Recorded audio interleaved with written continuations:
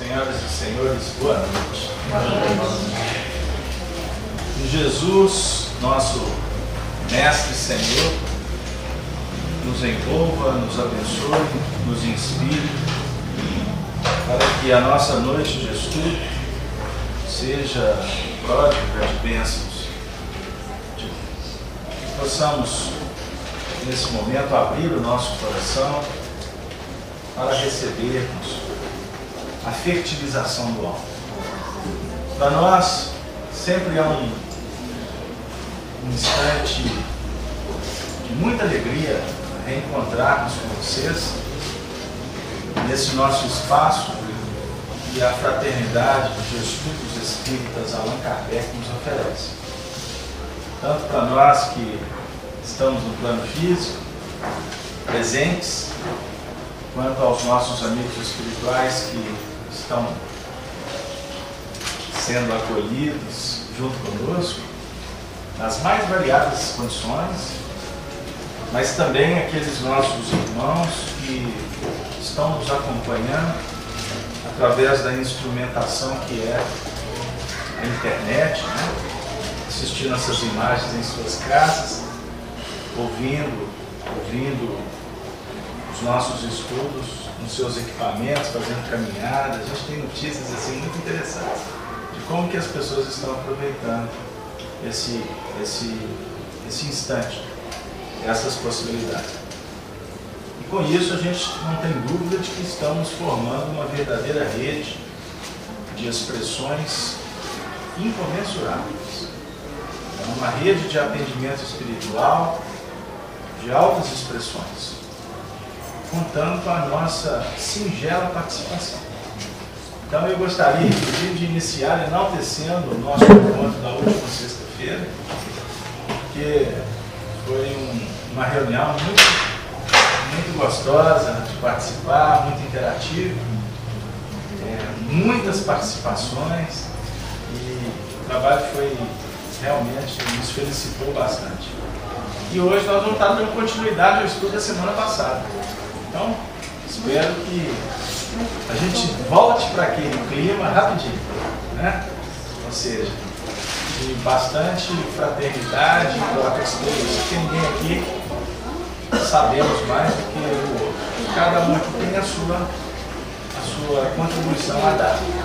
E quando a gente recebe a contribuição do companheiro, por certo, nós vamos dinamizando, alargando as nossas possibilidades. Que Deus nos abençoe e que Allan Kardec esteja conosco de alguma sorte. Nós trabalhamos com o Livro dos Espíritos, obra básica da doutrina espírita, editada em 18 de abril de 1857, codificada por Allan Kardec, 1019 questões, formuladas por Kardec e por muitos outros companheiros, amigos, resposta dada pelo Espírito de Verdade, sob a coordenação de Jesus.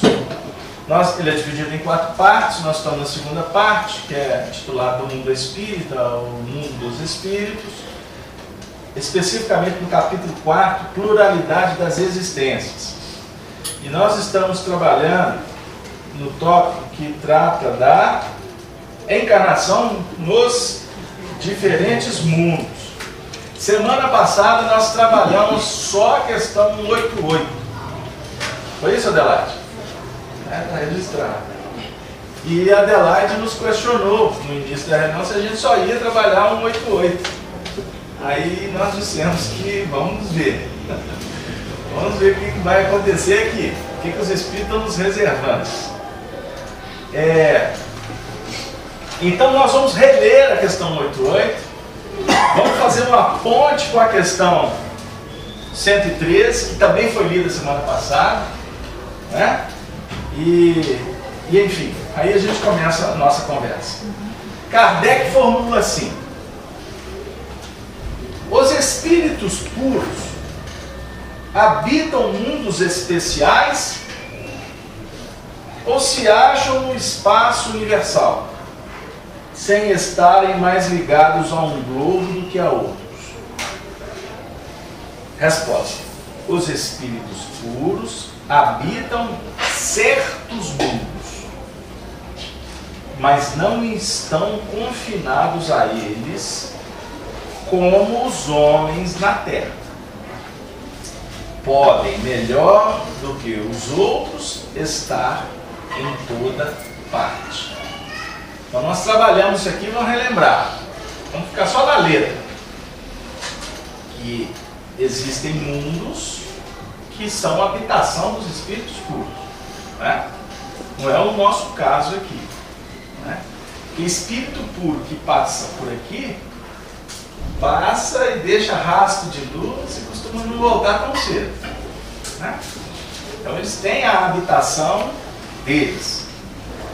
Mas é diferente a relação dos espíritos puros com os mundos que eles habitam. Porque eles não ficam circunscritos, eles não ficam vinculados apenas àquele mundo. Diferente do nosso caso. Se tiver espírito puro aqui, vocês me perdoem. Só tem espírito puro nos assistindo pela internet. Vocês me perdoem. Mas eu estou generalizando aqui porque eu me sinto extremamente ainda vinculado. Eu costumo brincar dizendo que eu não sou merecedor nem de estar no mundo de regeneração, que o planeta está caminhando para lá. Né? Mas eu ainda estou muito preso aqui na expiação. Prova e expiação. Estou brincando.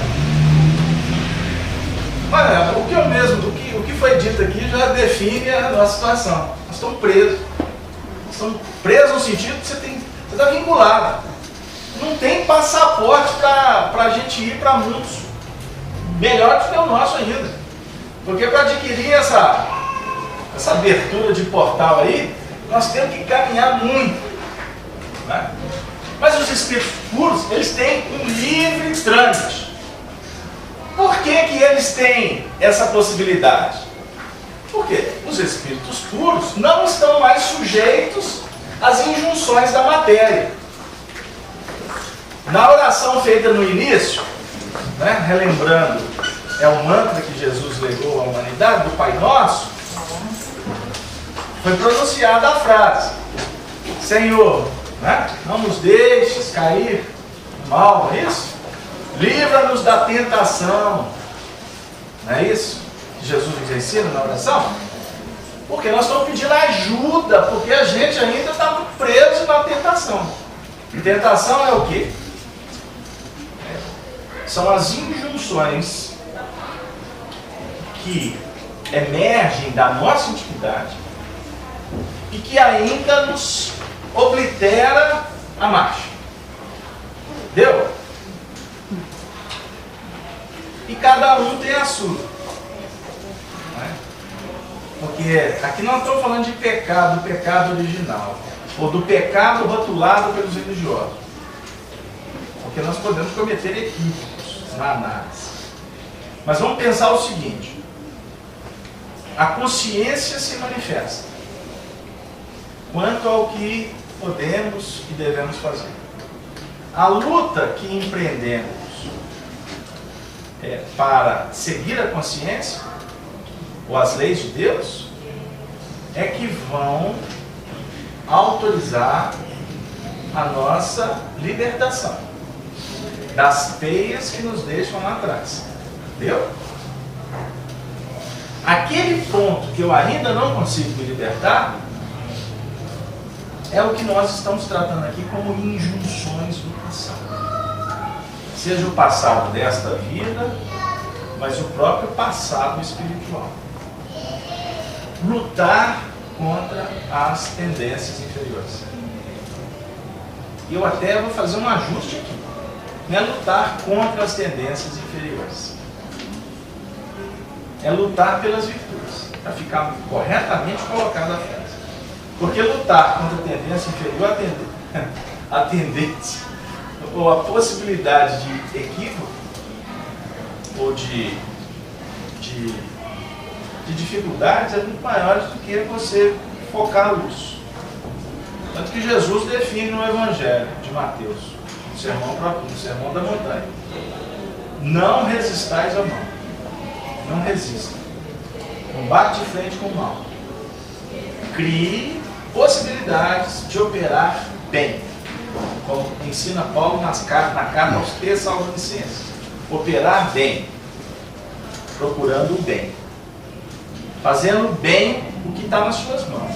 Então, se você tem que escrever uma carta, escreva a carta bem. Hoje eu recebi um e-mail de uma pessoa, eu estava tratando um assunto extremamente evangélico. O e-mail que a pessoa me respondeu foi quase com uma bomba. Eu falei assim, tudo é questão de vibração, de vinculação.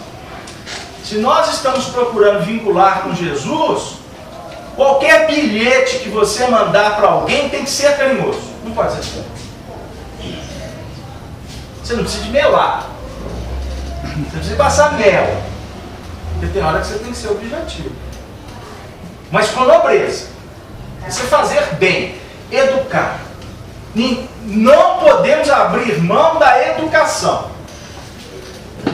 E como classifica Kardec, no que reporta a educação, isso está na questão 685, comentário, letra A.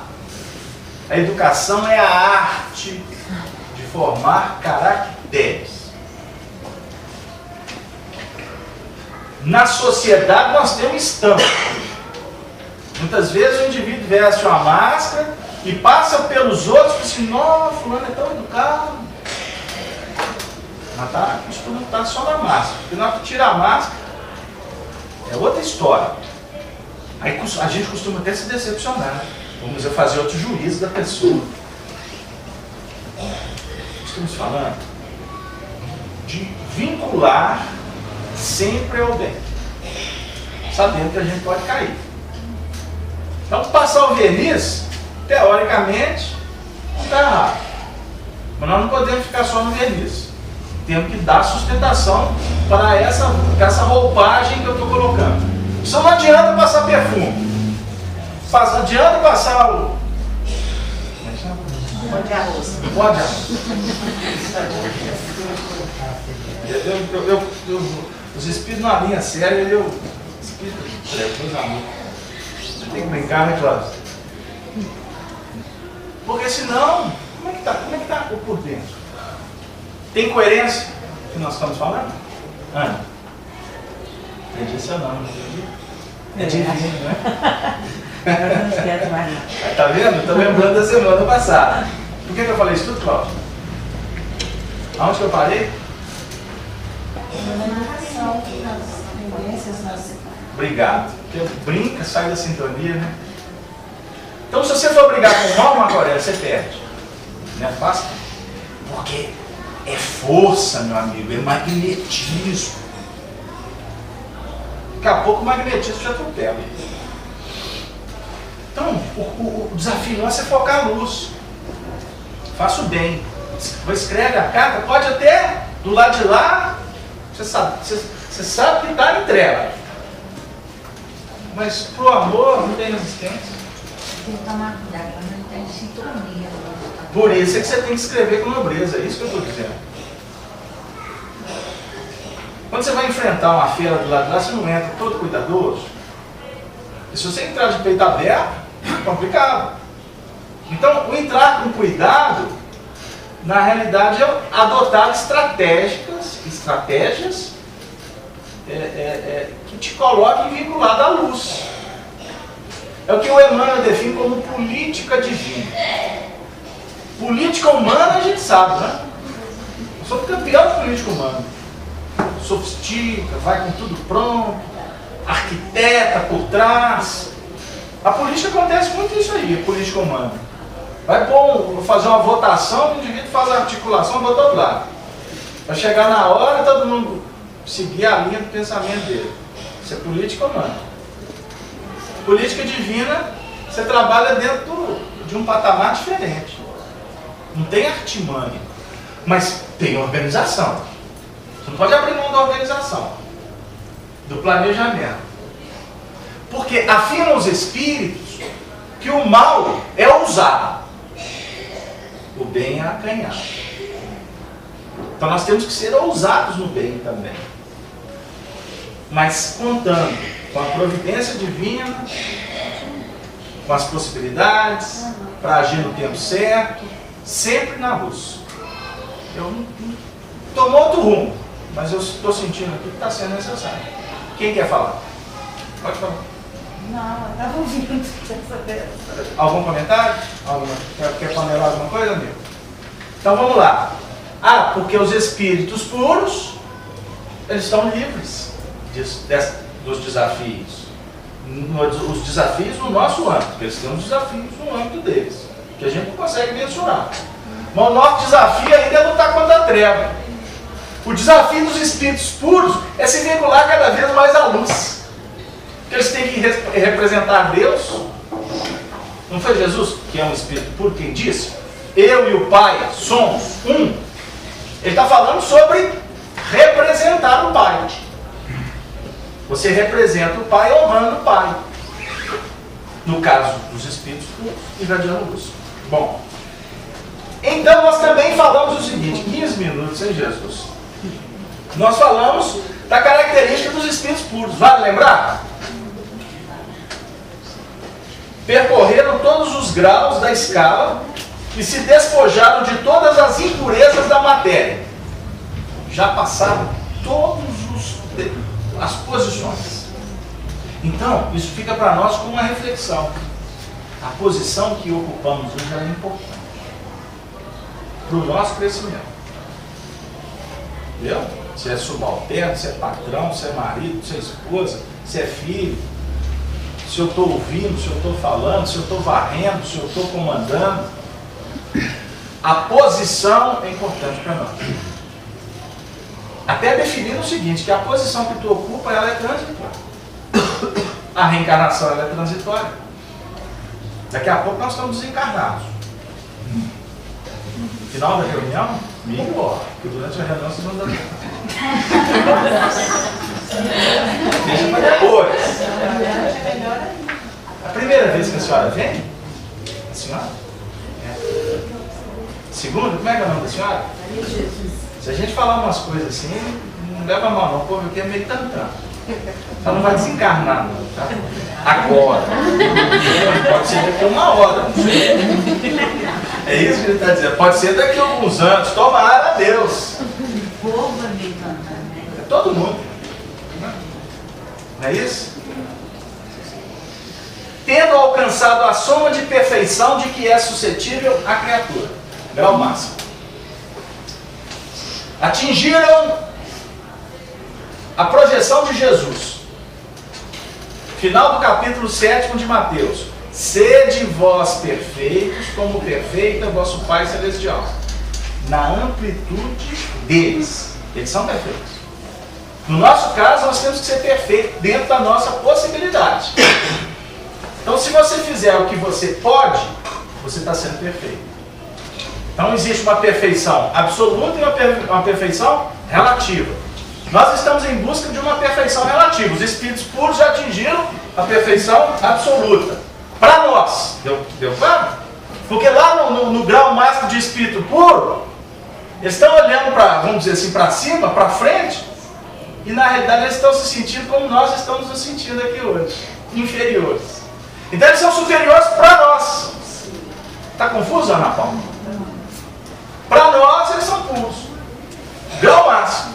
Mas dali, onde que eles estão? Para frente, a posição deles ainda. Quer dizer, a definir que a evolução é eterna. É eterna. E a gente está brigando pelo perfeito aqui na Terra. Nós estamos querendo, muita gente aí está querendo muito perfeito de uma hora para outra.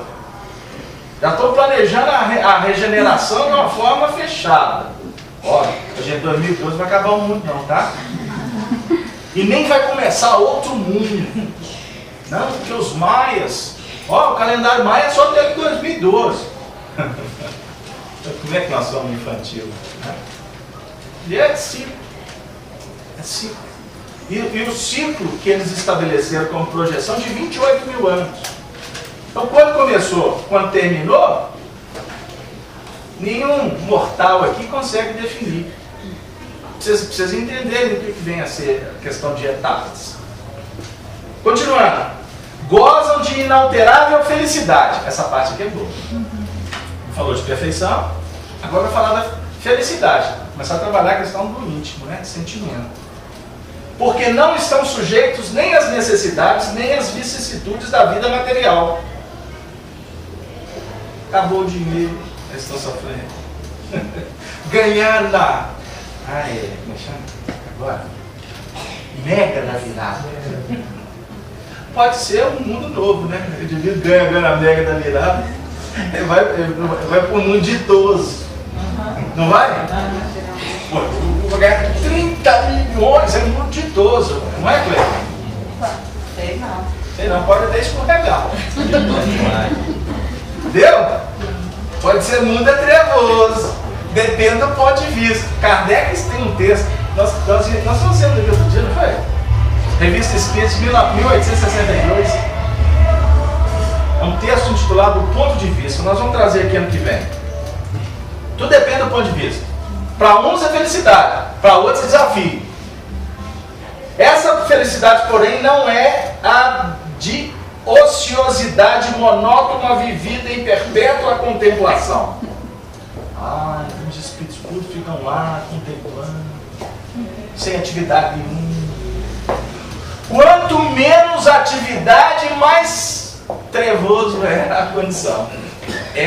Trevosa é a condição. E a gente luta para ficar à toa, né? Outro dia eu estava conversando com um companheiro, né? Quantos anos você tem? 16. Parabéns, pensando na vida. Não, já trabalho há 4 anos. O que significa isso? Vou aposentar mais cedo. Jesus! Começou agora, já está pensando na aposentadoria. O pior de tudo é que ele está enganado, né? Mas nós passamos as fases trevosas completamente enganados. Por isso é que é treva. O problema é quando vem luz. Aí que é problema. A gente começa a perceber que o que a gente achava que era felicidade, na realidade, era complicação. Por isso é que o espírita hoje tem um compromisso sério com o trabalho. Temos até que pôr o pé no freio, entendeu? Negócio. Pôr o pé no freio, porque senão, se depender de nós espíritos, tem tarefa todo dia. Porque quer resolver tudo numa encarnação só. Então tem que ter equilíbrio. Mas tem uns que tem mais compromisso que outras. Então também não serve de desculpa. Não, mas fulano é fanático. Não. Fulano tem a sua cota de responsabilidade. Agora, bem-aventurado é aqueles que trabalham valorizando e aproveitam o máximo tempo. Me recordo agora de Honório Abreu, grande amigo, professor de espiritismo. Honório descobriu a doutrina espírita na década de 50. Família espírita, o pai dele, os irmãos. Trabalhou a vida inteira pela doutrina espírita, até 1977. Em 1977 ele aposentou. Aí ele falou para a família: eu já criei a família, fui pai, avô, etc, etc. Agora a dedicação é mais ainda exclusiva da doutrina espírita. Ele trabalhou de 1977, exatamente em novembro de 77, no dia 17 de novembro de 77, até o dia 17 de novembro de 2007, quando ele desencarnou. O rastro de luz que esse homem deixou. Ele com câncer carcomendo ele viajando. Honório, menos. Estou feliz. Vamos que vamos. O homem estava até pálido. Não tem problema não, depois eu tomo um passo e quero. E foi. E foi até o fim feliz. Até em agosto do ano de 2007, quando ele fez a última viagem conosco no Brasil. Voltou completamente em dificuldade. Já entrou para o hospital, não sabe mais. Mas ele entrou para o hospital assim, feliz. Estou achando que está chegando a hora. Dando um belo sorriso. Preocupado que eu estava deixando algumas coisas aí, teoricamente, pendentes. Mas depois de desencarnar, ele veio nos contar que não tinha nada pendente. Estava tudo no plano certinho, certinho. Observem os ciclos da vida desse homem. Novembro, a 90. De 77 até 2007. Vocês tirem as conclusões. Agora é o Espírito que luta com a gente. Né? Luta com a gente. Continuando. Eles são os mensageiros e os ministros de Deus, cujas ordens executam para a manutenção da harmonia universal. Vou ficar por aqui, o texto é mais longo. Ministros de Deus que contribuem para a harmonia universal. São os Espíritos de Deus. Nós estamos nos candidatando a ser Espíritos puros? Ah, gostei. Alguém falou com certeza. Estou. Com certeza? Candidatando, com certeza. E é tão verdade que tu está vindo aqui. É tão verdade que tu está trabalhando lá nos seus desafios profissionais. Não sai daqui, não você. É tão verdade que você está envolvida com a sua família. Eu estou falando você no sentido de nós, a terceira pessoa. Nós estamos nos candidatando a ter uma vida melhor. Está falando de felicidade, está falando de qualidade, está falando de missão, está falando de trabalho. E com isso de oportunidade. Então se tu está vinculado, você está preso aí nas questões que a gente tem hora que fica até com vontade de fazer igual muitos aí fazem, de chutar o balde, chuta não. Vai devagar. Não é porque a gente brinca aqui que chutar o balde vai ficar com o dedo inchado. Não é por isso. É porque quanto mais balde você chutar, mais balde vai aparecer para você chutar. É da lei. Obviamente, muito mais dor, cada vez vai inflamando mais a cutícula. Eu falei cutícula porque eu vi uma pessoa aqui que sabe o que eu estou falando. Cutícula é o quê? Ah, tá limpando a cutícula ali, é uma coincidência, e olha que eu não vi. Tô brincando, galera. Porque vai inflamando. Você não está resolvendo o problema. O problema vai inflamar. Agora, a vida não vai deixar de colocar balde para você chutar, não. Entenderam? Então, correr do problema é fria. É bobagem, é imprudência. É incoerência. Nós temos que aprender a lição do problema e vencê-los de uma forma em que a nossa inteligência nos coloque acima deles. Porque aí o problema perde a importância, a razão de ser. Não deixa de ser problema. Não é verdade? Eu estava atendendo uma pessoa outro dia, a pessoa me ligou, surtou. Era quase 1h da manhã. Você está dormindo?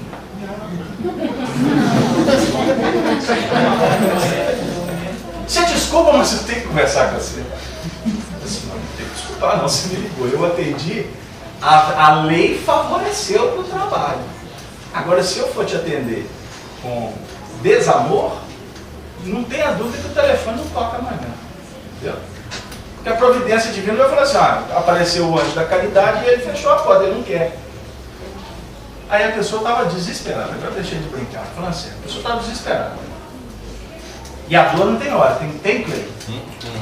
3 horas da manhã não bate na porta? 3 horas da manhã nós nos vamos sacudir, o telefone, o indivíduo teve um acidente, o outro desencarnou. Ó, mamãe está indo para o hospital. Não, deixa a mamãe, espera 8 horas da manhã que eu te levo. Tem isso? Não tem, né? Aí a pessoa estava num círculo fechado de dor. Dor, minha vida, tá tudo errado, tá tudo errado, tá tudo errado. Depois que ela falou, desabafou, fez a catarse. Vamos orar? Mas não está na hora, eu quero dizer. Vamos orar? Vamos. Me acompanha. Aí fizemos uma oração. Fizemos uma mentalização. Agora você pensa assim, como é que você está se sentindo? Ah, mas aliviado. Você já parou para pensar que esse seu problema é uma oportunidade? E na realidade, você não é detentora de toda a razão, porque do outro lado, o outro também se sente com a razão. Quem que, em sã consciência, vai dizer que o outro tem razão no meio da briga? Se está brigando, se está disputando, é porque ele está achando que tem razão. Qualquer indivíduo que está discutindo, ele está firmado num conceito que ele é detentor da verdade. Então, se você for entrar no embate, meu amigo, costuma não sair daquela posição. Aí depois, papapá, e agora? Ah, mas aliviado? Posso continuar falando? Mais um pouquinho. Aí, ponderando. Como é que você está se sentindo? Cansado. É tudo que eu queria. Você está cansado? Então entenda o seguinte, que enquanto tu ficar brigando, suas energias estão esvaindo. Você está dando soco, você está agitando, você está trabalhando com energia extremamente complicada. Você tem que cansar. Amor alimenta, cura. A guerra, o ódio, só desfaz, só destrói, só consome, só cansa. Não tem retroalimentação. Ah, eu estou cansado. Ele falou assim, eu não. Quantas horas são agora? Eu falei assim, falta 3 para as 2. Vocês acham que foi 10 minutos? 3 para as 2 da madrugada. Mas você está cansado? Vamos dormir? Não dei. Fica com o telefone. Eu vi o celular. Estava gastando, não. Agora você vai prestar atenção. Fizemos uma indução, mais uma prece. E aí, tá me ouvindo? Não respondeu. Aí eu falei assim, que Deus abençoe para a bateria acabar. Que ela dormiu. Aí, Cláudia, o que aconteceu com aquele que estava conversando no telefone?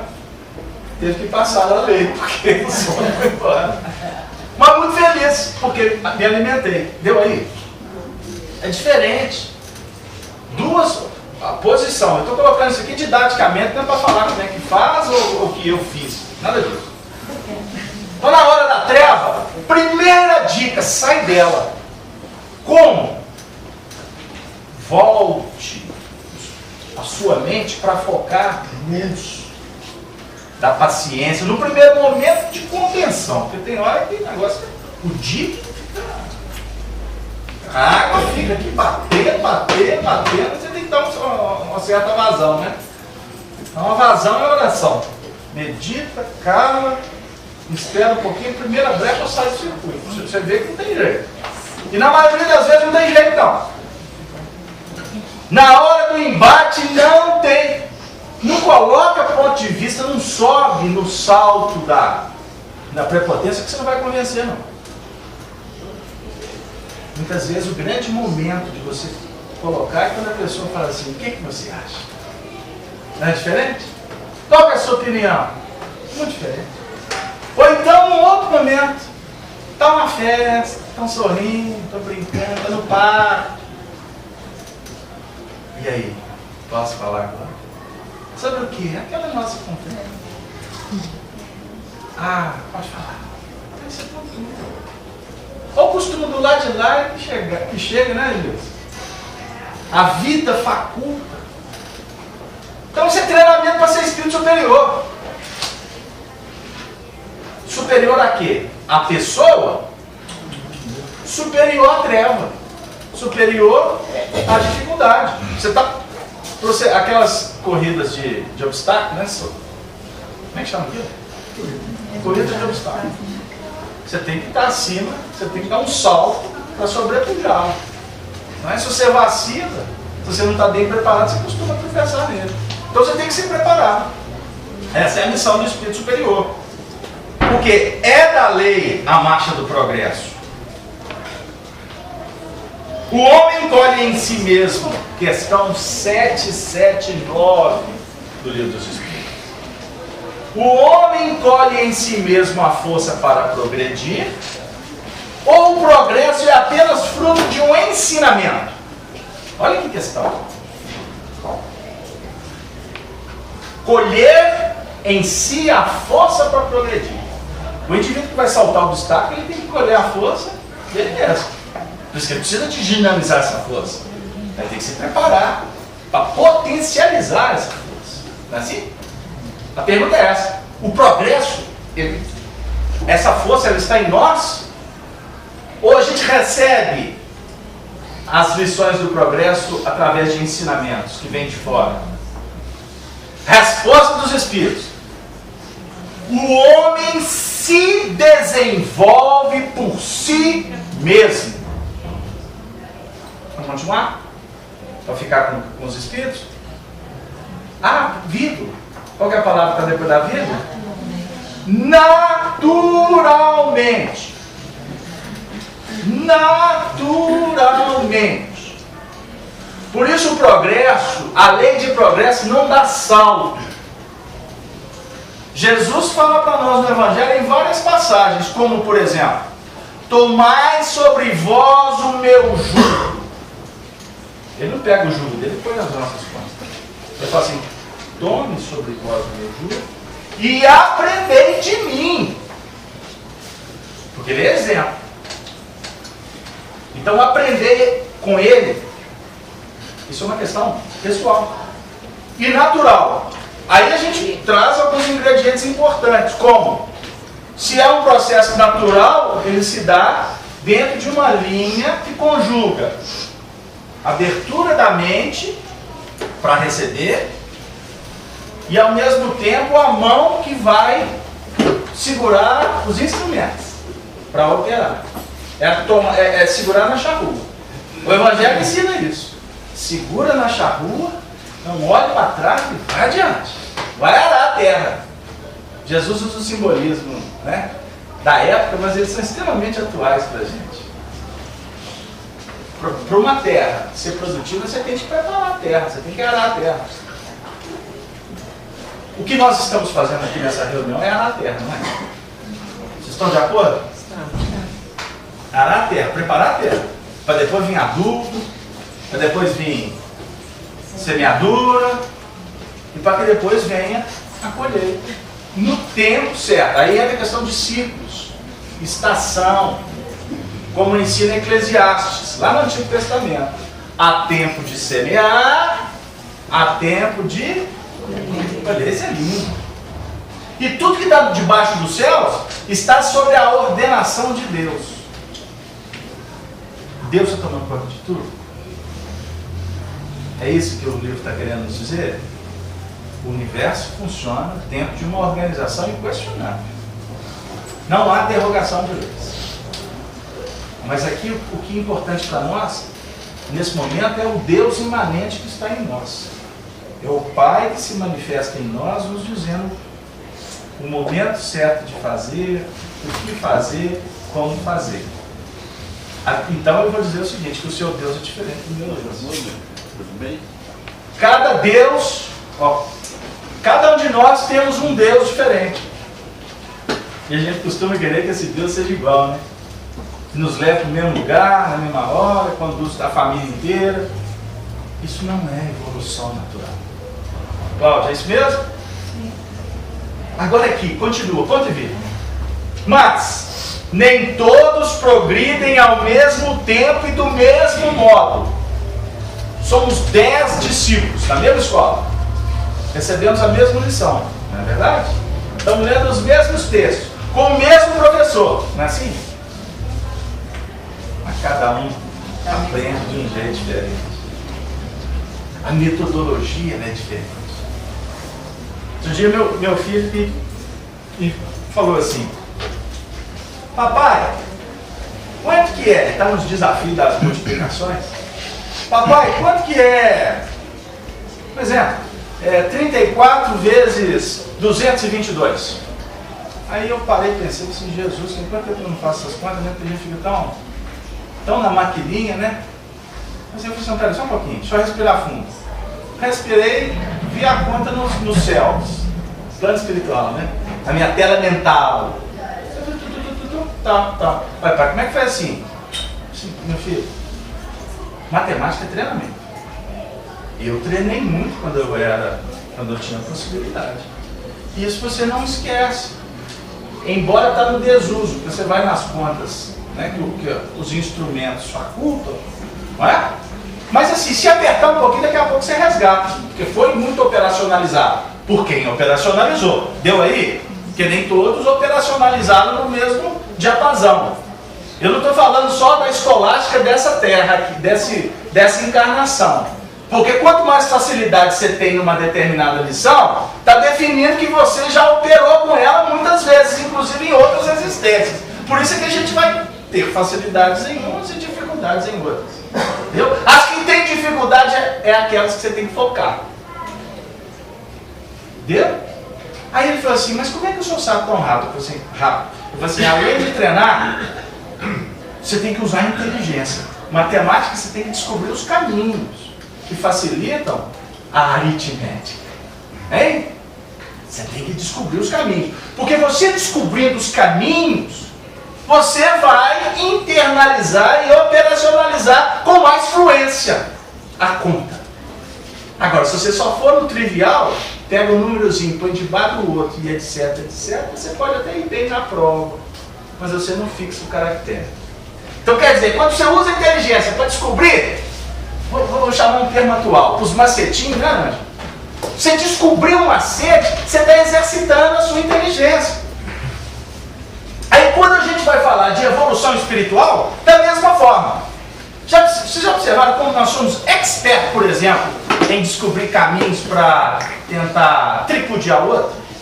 Tem gente que é fera. Fera. Ele é campeão. Basta um toque para ele já pensar. Daqui a pouco ele solta um. Hein? Solta um para denegrir. Em nome da brincadeira. Sério, esse lápis, hein? O que você está pensando em fazer com esse lápis? Lá, está pronto escrevendo uma carta, uma poesia para a turma da evangelização. Está treinando. Mas do lado de cá está assim. Mas será que é para a evangelização mesmo? Está tripudiando. Ou então, que textozinho ruim que você escreveu, hein? Expert. A mente é voltada para desautorizar o outro, para desvalorizar o outro. Né? Tem outros que tem a mente focada, ele é campeão para soltar uma anedota. O outro chega, ele já arruma um jeito de soltar um para criar um espírito assim, de brincadeira, pode ser. Mas por trás da brincadeira pode ter uma intenção indevida. Hein? Não pega o ensejo de entrar na presopopeia da falsidade, da maledicência. Enquanto outros, a inteligência deles é voltada para pensar numa forma de ajudar o semelhante. Hein? Deu aí, gente? Ele tem uma mente voltada para pensar em qualificar as ações para fazer uma comida, para elaborar, né? Para criar, seja no tricô, aqui que eu estou buscando aqui, no tricô, seja lá na lavoura. Hoje ele é responsável pelo departamento dele lá na empresa. A mente dele está voltada para ajudar o semelhante, para que os trabalhos fluem. Deu aí? Então nós temos que usar essa mesma inteligência no que reporta as nossas conquistas em nível de virtude. Para o bem. Conquistas pessoais. Aí você tem aquela pessoa que você chega perto dela e dá uma hoje. Hein? Não tem uma história assim? Então, o que nós estamos fazendo com Jesus aqui? Estamos aprendendo com ele, não estamos? Refletindo com ele. Então eu tenho que encontrar estratégias para me ajustar, porque eu estou vendo na lei que eu preciso me ajustar com o meu inimigo. Reconciliai com o teu adversário enquanto está a caminho com ele, para que ele não te entregue para o juiz e o juiz te encarcere. O que eu posso entender desse texto? Cláudio.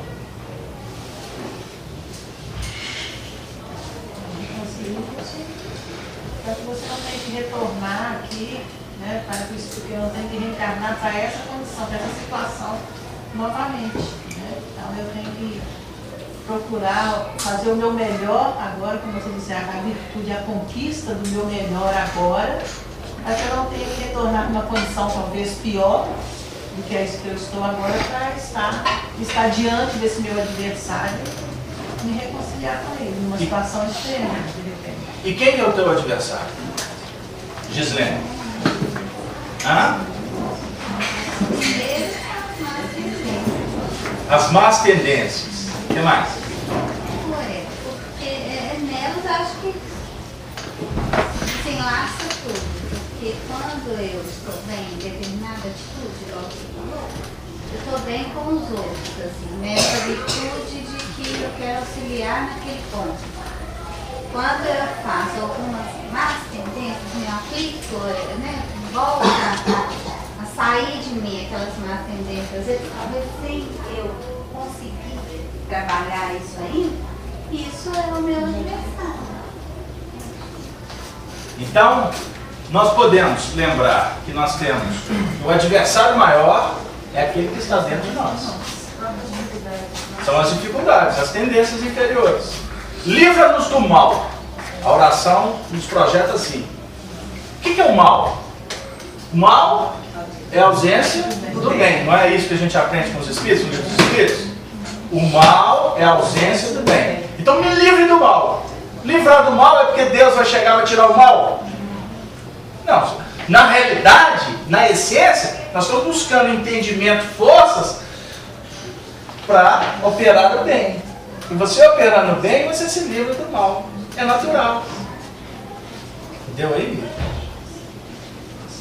Agora, nós temos, como nos lembra Emmanuel, nós temos adversários gratuitos. Não temos? Caminhamos com alguns corações que são adversários a toda prova. Tem isso não, Cláudio? Tem medo? Tem sim. Tem, Lucimar? Tem? Tem.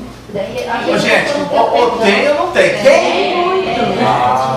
Eu acho que eu comecei a ficar constrangido, eu estou fazendo reflexão com o espírito puro. Não tem adversário.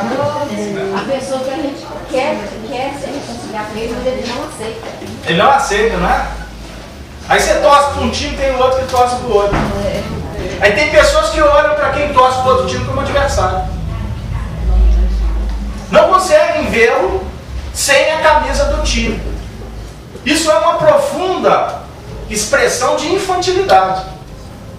Seja, por quê? Quem torce para o outro time, na realidade, é porque tem uma outra visão e outro nível de interesse. E isso precisa ser respeitado. Porque quem torce para o outro time, na realidade, parte do princípio que ele está em busca de um entretenimento que o time dele representa. Não é verdade? Ou o esporte é profissão? Profissão para quem é remunerado. Não é assim, Cláudio? Então o outro tem direito de vibrar, como também é da lei, ele pode chorar. E por ele vestir a camisa do outro time, ele não pode ser tratado como um adversário. E tem pessoas, milhares, que pensam assim. E costumam até se atracarem. Costuma até na brincadeira, um atraca o outro. Meu time ganhou, eu sou perdido. Mas o meu vai ganhar amanhã, o senhor vai perder amanhã. Aí fica, troca de farpas. Então é uma sintonia inferior. Inferior. Seria diferente porque o seu time ganhou, parabéns. O meu amanhã eu vou torcer para ele ganhar. Ninguém vai falar que você vai deixar de torcer para ele ganhar. Agora, a partir do momento que isso gerar disputa, eu estou falando de esporte. E na política? E dentro de casa, marido e mulher? Tem disputa? Ó, nunca escutei um negócio assim. Ó. O que é isso? Ó. Ó. O que é ó? O que é o significado do ó? Ó, você nem imagina. Como tem? Tem, não. Ou então, Quem ganha mais? Quem sabe mais? Quem é mais jovem? Esse dia eu fui no ambiente que tá lá o casal. Eles estão virando 70 anos, comportando igual adolescente. Disputando quem é mais manequim que o outro. Tá bom, ilusão. Vai desencarnar, Aí vai chegar e vai dizer, graças a Deus, desencarnei, vou começar tudo de novo. Vou voltar a ser lindo adolescente. A ideia do elixir da longa vida. E depois, aí não percebe que tudo vai cair. É da lei, né? Aí puxa aqui, puxa ali. E a mente continua com aquela síndrome do Peter Pan. Qual que é essa? Eu aprendi essa semana, Marcória. Assisti uma palestra, um amigo meu diz assim, você sabe qual que é a síndrome do Peter Pan? Eu falei assim, eu comecei a lembrar do tempo que eu assisti o Peter Pan. Mas não, não cresce. Não cresce. Olha, faz uma verdadeira estagnação na evolução. Não é, Neuza? Mas está disputando. Está disputando. Está disputando quem sabe mais, quem fala melhor. Quem veste melhor. Jesus, campeonato de quem veste melhor. E tem gente que até chega mais tarde nos eventos e fala assim, não cheguei mais longe. Ou então no casamento. Para abafar. Aí sabe o que costuma a lei? A pessoa lá, chega o homem lá com aquele terno, todo produzido, mais bonito. Aí na entrada tem 4 com terno. Ô Miriam, eu posso confessar agora? Eu sempre conto essa história com a dama que vai para o casamento. Hoje eu olhei para você e falei assim, eu vou inverter, eu vou falar do homem que o homem. Porque tem um vaidoso também. E a sociedade insufla a vaidade, é lindo isso. Insufla. Retratos enormes. O culto de tudo que é transitório. Não, com essa pedra, você está fora de moda. A beleza, né? A estampa, faz parte do contexto. Senão daqui a pouco vai ter gente aqui, eu nem vou na FEAC mais de reunião lá, porque do jeito que ele fala, nem batom posso passar, quanto mais pó compacto. Eu erro. Do jeito que ele fala, não pode ter vaidade. Um dia eu justifiquei isso aqui. Vocês lembram que eu contei a história da Meimei? Meimei no plano espiritual de batonzinho, toda bonitinha, etc. Aí o Arnaldo disse, tá meio atirado. Naldinha aqui a gente também cuida. Porque do lado de lá é a representação do lado de cá. Para não dizer que o lado de cá é a representação do lado de lá. Entendeu? Mas não está errado. Porque nós estamos em busca do culto à beleza. Agora, a beleza maior, que não pode ser esquecida. Porque se a gente conjugar as duas, nós vamos dar um grande passo. É a beleza do amor. É a beleza da alma. Que a gente só conquista fazendo bem. Quando você sai de um hospital, aquela pessoa que tu visitou fala para você assim, quantos momentos bons você viveu para seu mundo? Isso tem preço não, Natália. Isso fica guardado no coração dessa alma para sempre. E costuma, quando desencarna, quando ela, no caso da desencarnação, costuma ser a primeira pessoa que ela se lembra lá no mundo espiritual. Foi aquela que foi lá fazer a barbinha dela, trocar a fralda. Tão escasso essa mão de obra, né? Trocar a fralda da mamãe. É difícil achar filho que troca. E os filhos esquecem que foram elas que trocou a fralda dele. Trocar a fralda do papai, né? Da titia. Se da mamãe não faz, da titia. Quem dirá? É, mas eu não posso perder viagem. Costuma trocar da titia, mas da mamãe não. Não foi para te rebater. Mas entenda bem. Eu só peguei a história e dinamizei mais ainda. Porque a gente tem muitas vezes muita caridade para os outros. Você atravessa a rua, o indivíduo é um campeão de caridade. Quando é de cada não dá conta. Aí a gente vai entrar no sistema dos testemunhos pessoais. É o adversário. São os adversários gratuitos. Né? Os adversários gratuitos. Você costuma indivíduo também a vida toda perseguir o outro. Agora ele está em condição de necessitado. Aí aquele que foi perseguido não tem nem condições psicológicas, porque tem uma visão materialista, de ir lá prestar a caridade. Só acontece. Aí costuma falar assim, agora vai pagar. O que você fez comigo? E na realidade não é isso. Porque aqueles adversários gratuitos, né, já que a gente está sendo inspirado a falar deles, são na realidade aqueles corações que nós semeamos dardos espinhosos durante muito tempo. Não é à toa que ele vai atrás de você, não.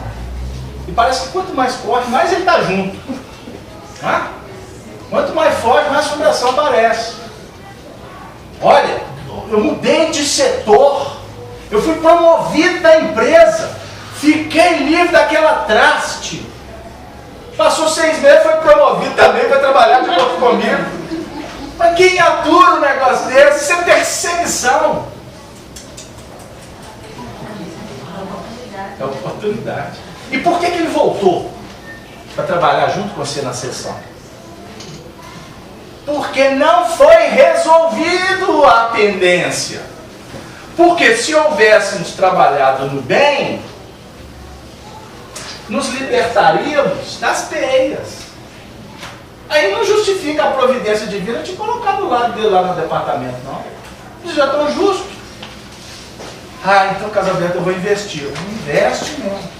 Cuida. Chega na mesa dele e diz, você aceita um copo d'água, não, isso é demais. Quer que eu vou lá para você? Isso é o chamado culto da gentileza. Você vai mudando o painel. O problema é que o indivíduo assiste uma palestra de evangelho e já chega no departamento de segunda-feira e já quer virar o santo. Aí ele traz um copo d'água, o outro vai falar assim, deve ter veneno. Não é disso?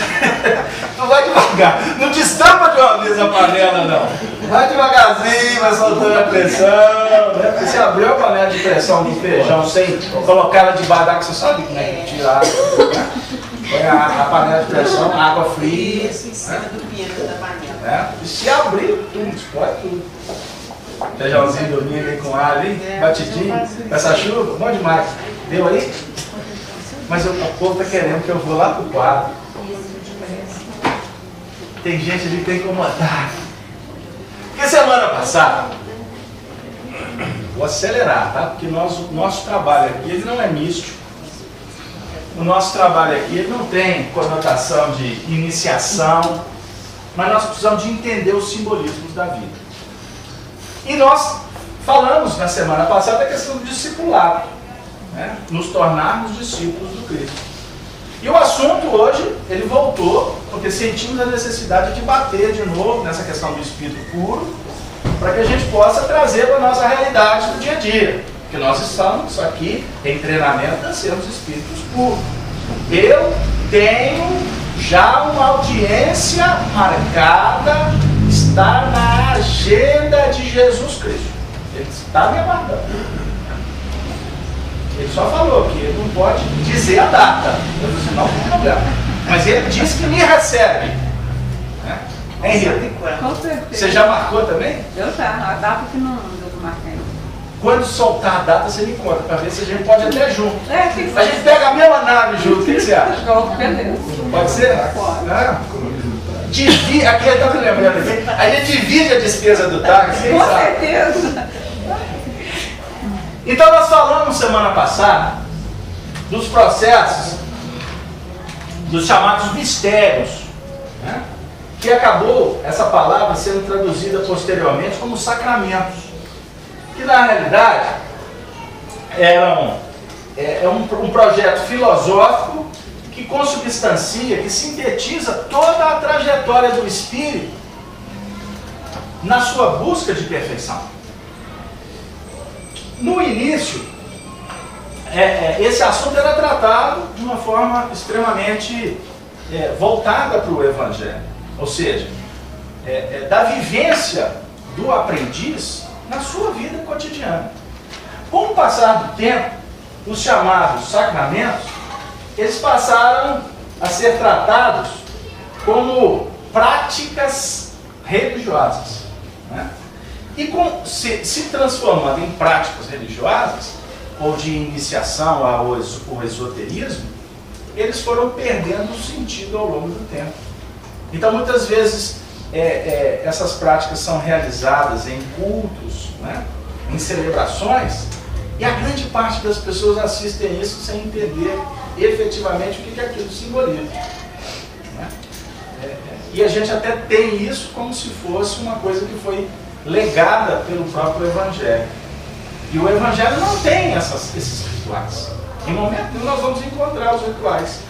Até os estudiosos trazem para nós como reflexão, como filosofias que foram passadas pelos egípcios, pelos gregos, pela via oral. Né? Por isso é que a gente não acha nas escrituras. E na semana passada, então, nós trouxemos, auxiliados pelos estudos do nosso querido Pastorino, esses 7 processos da iniciação. Né? Ali está com 8? Eu vi errado. Não, essa é o mistério, a palavra mistério. Ah, tá bom. Tá bom. Grifa para mim, Glaucio, o mistério. Grifa completo. Para fazer uma... Deixa eu te auxiliar.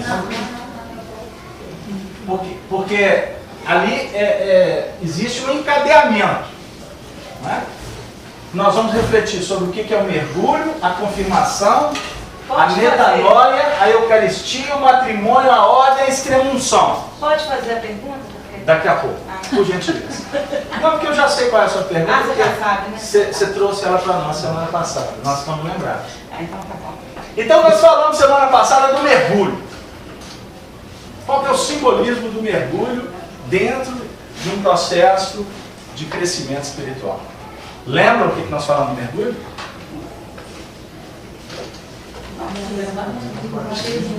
O batismo. Isso. Qual que é o significado do batismo? O discípulo, né, ele é levado a penetrar em águas claras, não é isso? Que simboliza a renúncia a tudo que é transitório, né? As posses materiais, né? As vestes exteriores, hein? Mergulho é renúncia.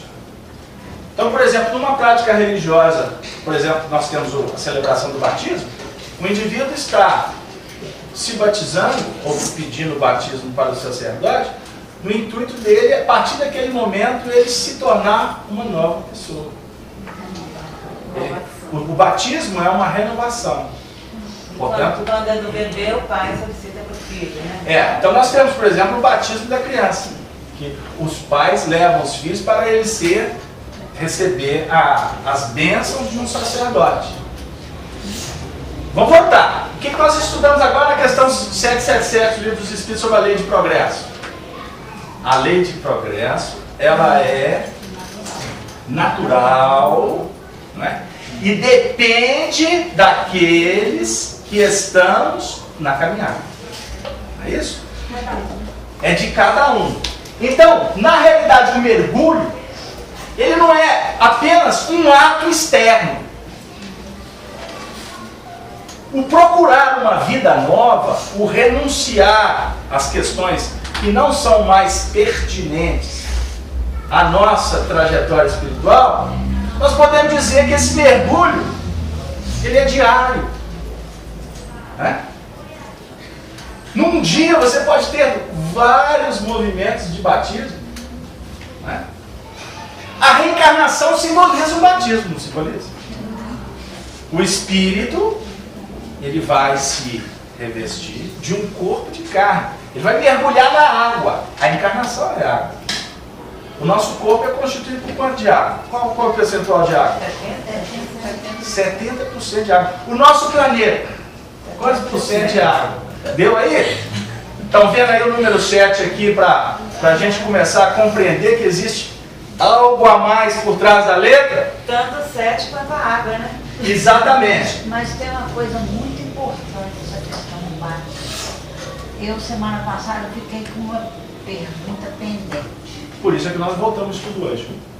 Jesus, Que João tem? Batista, Jesus pediu João Batista para batizá-lo. Sim. Jesus não precisava. Porque é espírito puro. Nós não estudamos a questão do espírito puro. Espírito puro precisa de se batizar, ele precisa de se comprometer em abrir mão. Não, ele já está numa condição que ele já venceu isso.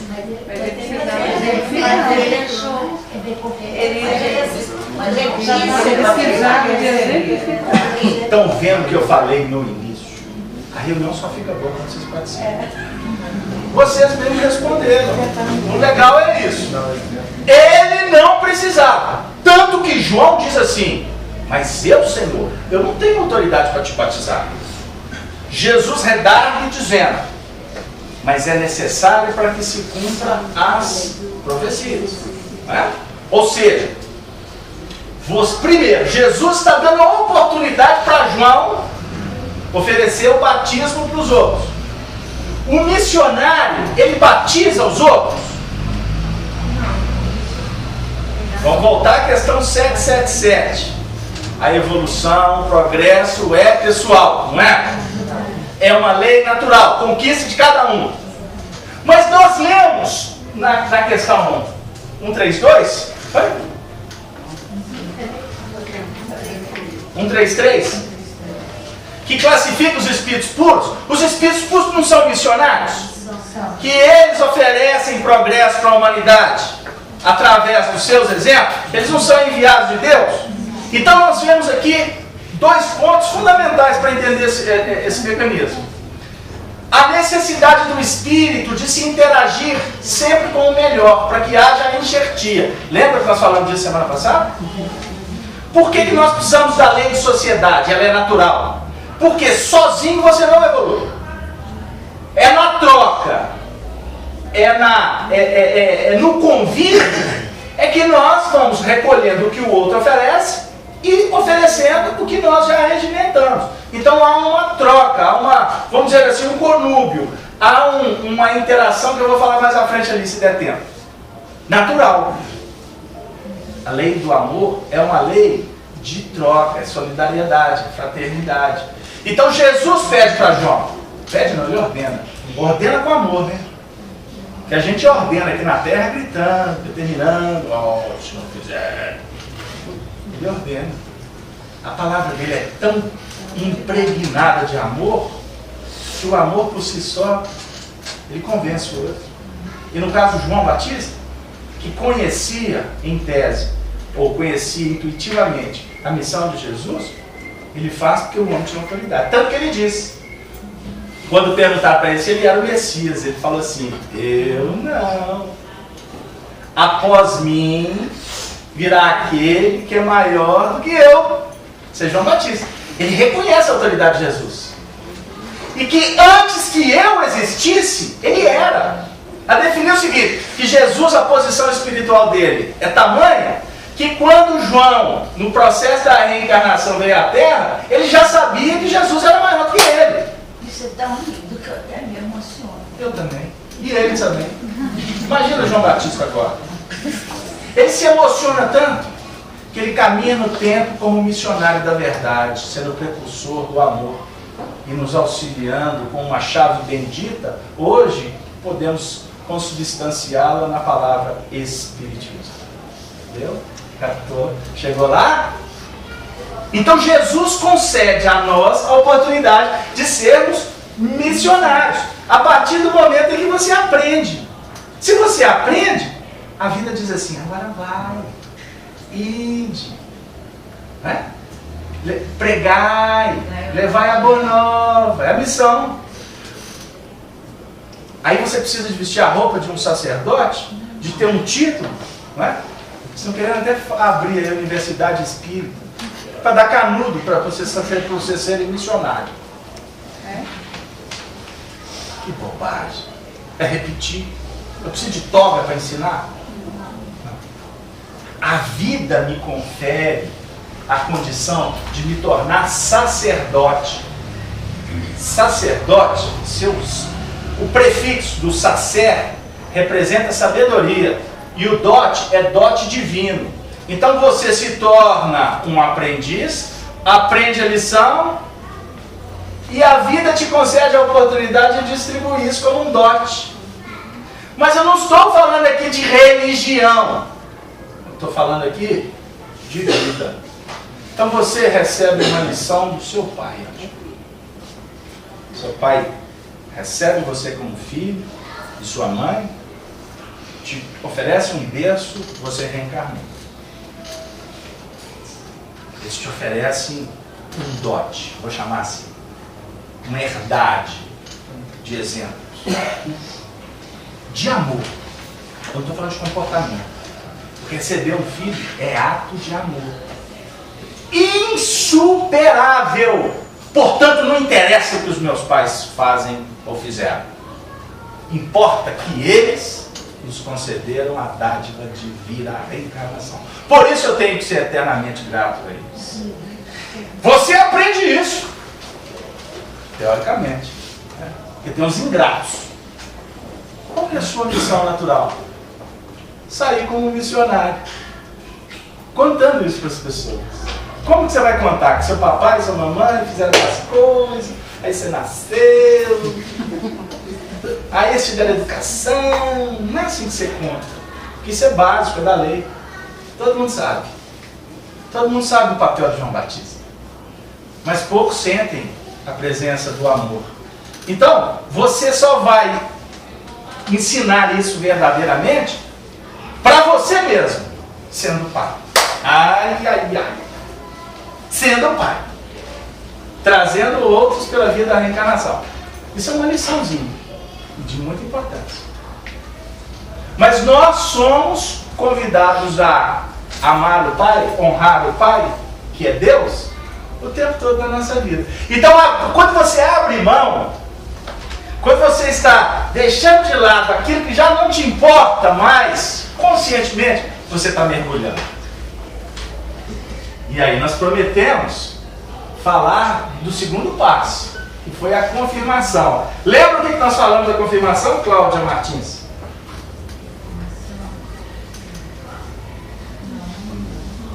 Tá. Confirmação. A confirmação, ela não é pessoal. Num primeiro momento. Porque quando tu mergulha, quando tu resolve abrir mão, quando você busca renovar, vem a confirmação do alto. Vem a resposta do alto. Para dizer assim, é isso mesmo, meu filho. Costuma ser uma psicografia. O indivíduo chega na doutrina escrita aqui, querendo mudar, precisando de vibrar em outras faixas.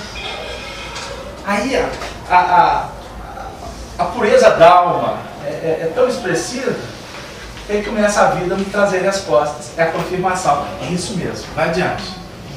Entendeu? Por exemplo, o indivíduo vem aqui em busca de uma cura para uma doença. Ele vem com pureza da alma. E ele percebe que ele tem que mudar mesmo. Aí costuma a espiritualidade oferecer a dádiva, a bênção, né? Da cura, para ter uma confirmação. Ele vê que é um fato. Embora muitos venham aqui para procurar confirmação primeiro. Sem se colocar naquela condição de mergulhar primeiro. Ficou clara a questão do mergulho? Eu estou achando que o mergulho que eu estou ainda quase assim, precisando de acordo. Agora ficou. Agora ficou, semana passada. Semana passada ficou difícil? Vocês querem que a gente volte semana que vem para melhorar mais ainda? Não, muito de assunto. Então vamos lá. Porque senão o pessoal vai assistir aí na internet. Você resolveu estar dando aula de eclesia lá para a turma. Aí tem o segundo movimento, que é o terceiro movimento, que é a metanoia. Sabe como é que os religiosos modernamente passaram a chamar a metanoia? Penitência. Mudando sentido toda a história. Eu achei 3 negócios disso. Reconciliação, o nome, né? Aí teria a penitência e a confissão. Certo. Né? Prática religiosa. Aí não. Acabou? Você colocou. Como é que você muda de vida com. Não é isso? Qual que é o significado da palavra metanoia? Não, você colocou como mudança de vida. Não. Mudança mental.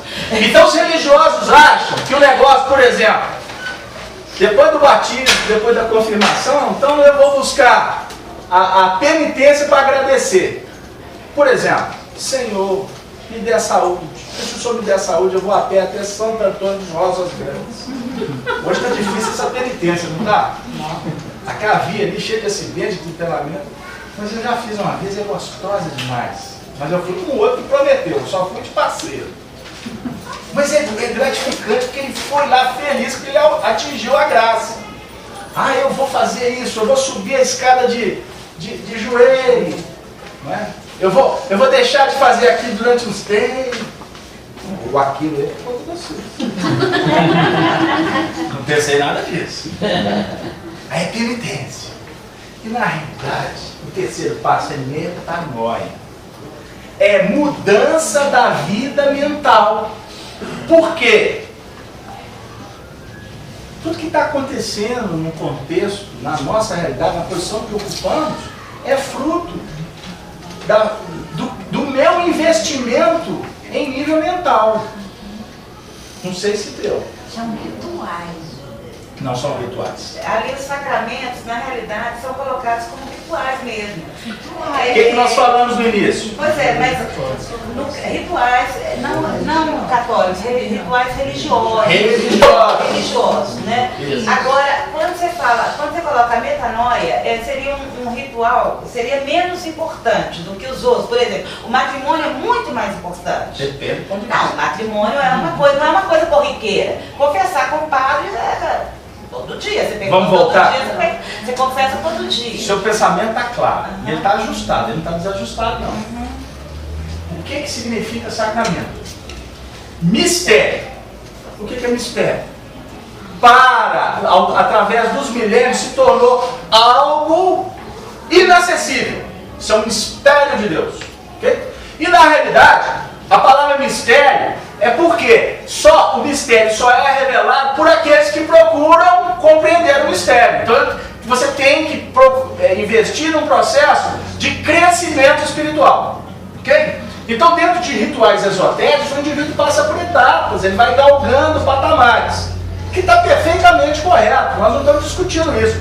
Mas para nós espíritas, isso não é prática exterior. Por quê? Se vocês me permitirem eu dar uma acelerada aqui, que eu vou falar, eu estou até agora repetindo só o que eu falei semana passada, eu nem entrei na novidade ali. Mas na realidade, todas essas ações elas se conjugam dentro do nosso mundo íntimo. E ninguém aqui vai batizar no sentido lá de fora. Ninguém aqui vai receber uma graça, porque a gente vai vir para cá para receber uma graça. Ou a questão da metanoia. Isso tudo é um processo que se intercambia. Princípio, meio e fim de tudo que você fizer na vida. Ana, você levantou a mão. Para mim, pelo menos assim, pode estar errado, mas eu achei que é uma questão de mudança de conceito. É como se você estivesse avaliando a todo momento o que você faz de errado e dissesse, olha, esse momento, essa minha ação não foi condizente com o que eu estou buscando. Então eu entendi que a metanoia é mais ou menos isso, uma mudança conceitual dentro das minhas buscas, né? Só que para que você tenha sustentação em buscar mudar a sua mente, você tem que passar por processos que vão apresentar um outro instante que você vai verificar que tudo depende de você. Então costuma o mergulho ser um primeiro movimento até de questões externas mesmo. Embora um dia vai ser interno. A gente vem para cá em busca de mudanças, em busca de... Eu estou falando que vim para cá, no nosso caso, nós somos espíritos. Mas dentro do próprio mergulho na vida. Você está lá numa convivência com o seu patrão, você percebe. Você começa a ver nuances que você sente que é necessário retroceder, rever. Né? Olha, eu tenho que usar uma tática aqui para ver se a aproximação se faz. Aí você está numa busca de mergulhar. Você está buscando limpar, abrir mão de umas certas coisas. E quanto mais você fizer isso, vai vir a confirmação. Porque daqui a pouco seu patrão, de repente, ele muda o seu comportamento com você. É uma confirmação. Vem uma resposta. Aí você vai entrar nesse segundo passo, que é falar assim, puxa vida, está dando certo. Como nós estamos aqui falando de questões espirituais, que envolvem estudo, experiência, prática, né? Nós espíritas, o tempo todo nós somos convidados a estudar, não é verdade? É isso ali. Eu tenho espírita que não estuda. Já começou a frequentar, já só assistir a palestra, tá boa, né? Não precisa de ler mais nada. O tempo todo eu estou sendo convidado a estudar. Estudar para ficar catedrático? Não, para aprimorar. Porque a sabedoria é uma aquisição indiscutível. É uma aquisição que é para a eternidade. Então, se você já está lá com tantos anos de vida e acha que não tem nada que fazer aqui na Terra, enganado estás. Porque você pode mudar o painel da sua vida de repente através de um livro, não é? De uma página, de um momento de reflexão. Isso é que é a metanoia. Transformar. Nós falamos aqui desde o início da reunião sobre metanoia. Quando, por exemplo, eu citei a questão do ponto de vista. Você está vivendo um problema. Você começa a ter informação que esse problema, na realidade, ele não visa acabar com você, destruir a sua vida, e sim te ensinar que você passa a olhar o problema com os outros olhos. Opa, então assim, eu achei que era treva, mas na realidade é um anjo. Francisco de Assis, no século XI, na Hungria, chamava a dor de anjo. Nós estamos há mais de um milênio depois de Francisco de Assis, e tem milhões de pessoas falando assim, mas o Francisco de Assis era um anjo mesmo, para chamar a dor de anjo. Temos que fazer promessas para Francisco nos ajudar, para Francisco nos curar. Ninguém está entendendo o que ele estava dizendo. Isso é metanoia. Ele está dizendo assim, muda o padrão, que você vai ver a dor como um anjo bendito. Se é uma doença que está carcomendo você, olhe para essa doença como uma oportunidade de purificação. Porque você não vai morrer. Pode morrer até o seu corpo físico. Mas depois que você passar disso aí, tu vai continuar vivendo da Silva Xavier no mundo espiritual. E livre dessa coisa que hoje é um empecilho para que você corra, voe, viaje. Deu? Porque se tem a doença, é porque é uma oportunidade que Deus está nos colocando para a gente ficar livre de alguns quistos que nós mesmos é que trouxemos para dentro de nós. Ninguém fica doente à toa. Primeiro que é desorganização mental. A ciência nos fala isso hoje. Tá? A resposta que o nosso organismo tem com os pensamentos em desalinho é automática. Começa a pensar, começa a vibrar. A sua vida está ruim. Nossa, minha vida. Nossa, aquela mulher. Medo de vida. Ai, que falta de dinheiro. Ai, aí essa dor aqui. Eu devia estar com ar preso. Você está com ar preso. Ele está com o ar preso, eu já estou achando que isso aqui é um tumor. Nossa! Vou fazer. Tem uns que são apaixonados com os médicos, né? Para ver se o médico é a novidade para ele. Nossa Senhora. Daqui a pouco está com que? Desalinho mental, repercussão corporal. Começa a pensar que você possa ter uma doença X. Você está potencializando essa doença. Irado, compulsivo, brigador. Você está desalinhando seu corpo físico. Imagine a gente fazendo isso por muitas encarnações. Aí a gente vai entender por que um anjo hoje, entre aspas, né? Você olha para o Chico lá, aquela bondade, a vida toda ajudando as pessoas. E o Chico falava assim, uma vida inteira com um anjo do meu lado. O Chico Xavier, quando lançou o primeiro livro, Parnaso de Aleituno, em 1932, sabe qual foi o presente que ele recebeu do céu? A perda de uma visão. Qual que é o livro? Parnaso de Aleituno. Perda de uma visão. Ele ficou tão triste. Aí Emmanuel se apresenta, seu amigo espiritual. Foi o olho dele sangrava, ele perdeu essa a minha visão. Como é que vai ser agora? Ele falou assim, graças a Deus você tem a outra. Ao invés de ficar chorando, usa a outra para o bem. Vamos trabalhar. Aí o Chico entendeu que se ele ficasse só amargurando a perda da visão, ele estagnaria o processo da evolução dele. E por que ele perdeu a visão? São pontos que ele foi entendendo ao longo do tempo. Por que ele teve tantas doenças e foi desencarnar no ano de 2002 com 90 anos de existência? Não é? 92 anos de existência. Porque a dor era uma alertiva. A Emmanuel falava para ele. A dor é uma alertiva para que você não se desvincule do trabalho. Então o tempo todo o Chico estava mergulhando, abrindo mão. O tempo todo Emmanuel com ele, confirmando. O tempo todo ele investindo na metanoia dele, que é a mudança mental. Aí a turma chegava para ele para testar. Que vai vir a questão da Eucaristia. Que se Deus quiser, fica para a semana que vem. Aí você acha, que bom vocês, para sua vida, conviver com os espíritos superiores. Ele disse, eu aqui nessa condição de um burrico, né?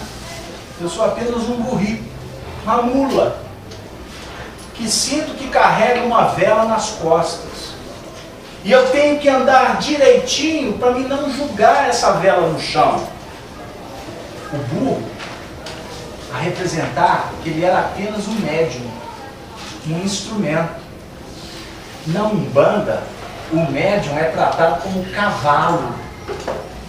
O Chico humildemente avoca para si a sua condição de ser um burrico. E ainda dizia assim, e graças a Deus eu tenho caminhado. E os benfeitores têm permitido que essa vela escorra sobre o meu lombo para me queimar e me lembrar de minha responsabilidade, para que eu possa ir até o fim. Allan Kardec é o grande cavalo da humanidade. Allan Kardec era a instrumentalidade para que os espíritos superiores viessem trazer para o mundo a renovação dos reinos. Chico sabia disso. E por isso ele se coloca como um burrico. Então isso é para a gente pensar sobre a posição que Deus nos colocou, a responsabilidade que está sobre as nossas mãos e o futuro que nos aguarda. Pródigo de bênçãos. Porque há de conquistarmos virtudes pelo suor, pelo esforço, pela dedicação, pela transformação. Aí, um dia escutaremos a voz do pastor que há de nos dizer: bem-aventurados sois vós, quando injuriados, continuamos, injustiçados, persistimos, aflitos, vibramos em busca da consolação. Bem-aventurados sois por terdes ido até o fim, porque quem vai até o fim recebe o prêmio da consciência tranquila e os aplausos das vozes dos céus que chegam para nós via nossa intuição, embora procuremos aplausos dos homens. Ninguém no mundo sabe, mensura os desafios do nosso coração, a não ser Deus, o Criador, o Pai que jamais nos deixa sós.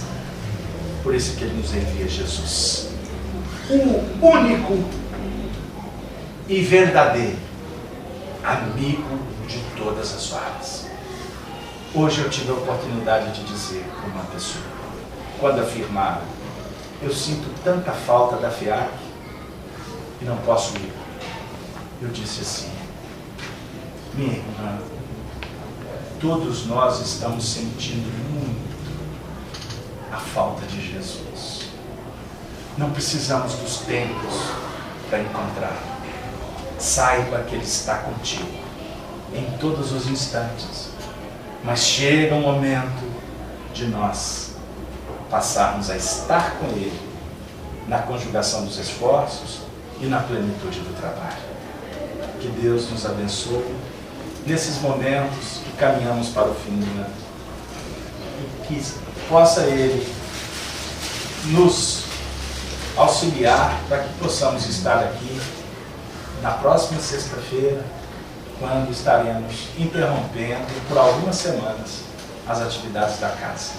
Que Deus nos conforte no retorno para os lares. Muito obrigado. Agradecemos, tá?